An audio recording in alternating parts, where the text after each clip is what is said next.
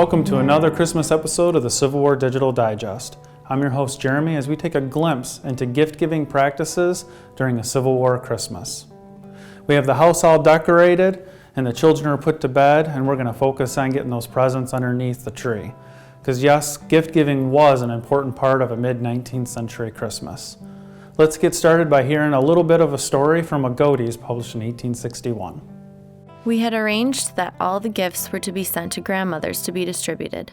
We decked the front parlor with evergreens, holly berries, and everlastings, and over the folding doors which separate the rooms, we made in green and crimson berries the words, "A Merry Christmas." Christmas Day, 1861, from Godey's, 1861. Some might be surprised that by this time there were already thoughts that Christmas was too commercialized.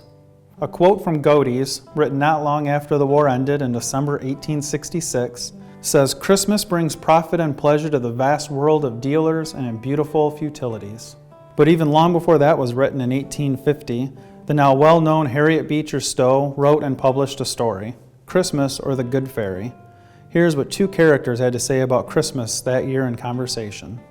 "Oh dear, Christmas is coming in a fortnight and I have got to think up presents for everybody. Dear me, it's so tedious.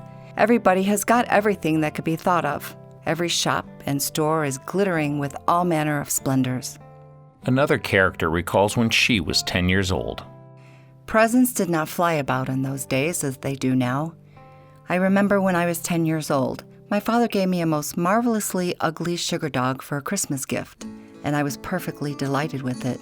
The very idea of a present was so new to us." Harriet Beecher Stowe, Christmas of the Good Fairy. The story continues on to tug at the heart with a very charitable and giving tone of helping those that may not be able to have presents on Christmas. A message which our modern sentiments of the Christmas season would recognize and identify with. Now let's look at gifts, where they were placed and what they might have been.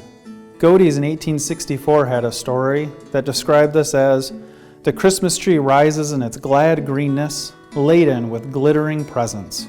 So small gifts were being placed on the tree and tied with ribbon. They also would be placed underneath the tree.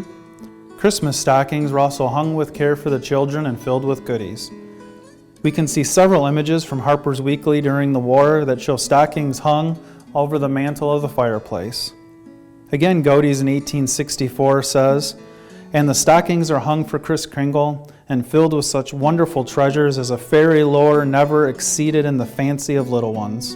Children were really the focus of giving gifts, such as simple toys, nuts, candy, fruit, and maybe some practical items. Much of this would be decided on the income of the household. Father might be giving the wife gifts such as things that she could use as a flour tin or maybe a book. Gifts that the wife might include giving to a husband sometimes are more practical in nature, things that she might be able to make at home, like a shirt, or knit some socks, a scarf, maybe even a cravat. Although if they could afford it, maybe something nice like a leather wallet. So let's really take a closer look at some examples of gifts given during the mid-19th century, as our family opens up theirs. We can get some solid ideas by going through collections of letters and diaries from the period.